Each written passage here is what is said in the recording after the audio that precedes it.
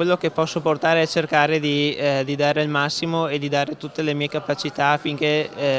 di gestire al meglio questo incarico che il presidente Marcon mi ha dato, quindi la fiducia che ha posto. Cercherò appunto di gestire al meglio, di cercare tutte le varie soluzioni, strategie e possibilità per portare avanti lo sport, essendo la provincia di Treviso comunque una delle province migliori per quello che riguarda l'attività sportiva. Già il Veneto è una regione comunque che ha buoni risultati, ma anche la provincia di Treviso